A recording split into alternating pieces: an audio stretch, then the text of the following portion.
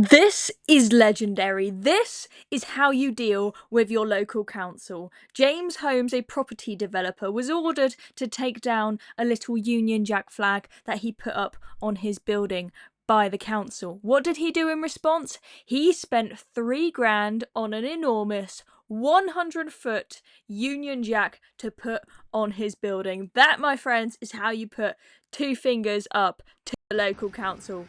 Now look at this. Look at this. How amazing is that? And you've got the poppies and the soldiers at the bottom as well. I think it looks absolutely fantastic. I think it's added a lot of beauty to what was, arguably a bit of an ugly building beforehand. What an amazing man. Let's take a look at him there with that's the guy, James Holmes, outside of his building, spent 3 grand of his own money on this amazing display after the council ordered him to take down a little flag on the building. Let's take a look at some of the details in the Daily Express. A property developer from Derbyshire has erected a huge 100-foot Union Jack after a council forced him to take down a smaller version that breached planning rules. James Holmes installed an 11-metre flag on the side of the former North East Derbyshire District Council building in Saltergate, Chesterfield in September. Chesterfield Borough Council ordered him to take it down on the grounds it was an unauthorised advertisement because it promoted a website linked to Mr. Holmes's Fly the Flag campaign, aimed at encouraging every UK resident to proudly fly the Union Jack. So it had a website address on it, and they said that breached planning rules. It's just a typical local councils that just find any reason to say anything you've done is illegal. In response, the developer has printed an even larger flag spanning 100 feet at a personal cost of 3 grand to hang on the structure which he owns. The local authority, success guys, have confirmed they will not be taking down the 100-foot flag. I think it looks fantastic, so I'm very glad to hear that it's staying up. Let's take a listen to the guy speaking to G. Well, we'll say small flag. It was 30 feet across, 24 feet high. But, so I suppose it's relative.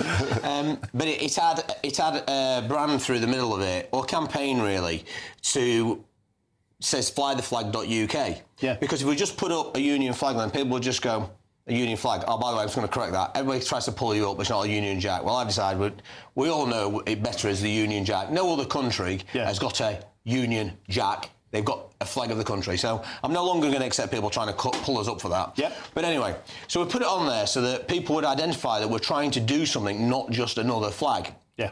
So the council didn't like that because they said it's not a flag, it's an advertisement. Well, I'm not too bothered. There was a bit of a mistake on the proofing as well, which is ironic because the company that manufactured it was actually based in Clown in Chesterfield, UK printing company, and they made a mistake and I didn't really spot it because I was out of the country. All right. So that also caused a problem. But I thought, well, I'm not just going to take it down because of that. I own the building.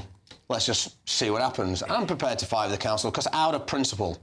It's funny how if you telephone the council, you'll spend longer waiting in their queuing system than what it took for 2 council officers to come from the town hall, which is 100 metres away. Typical councils. That flag had barely rolled down to the bottom before 2 council officers were stood there. It takes you longer than that to get through the queuing system. So I thought, no, out of principle, I'm not going to do this.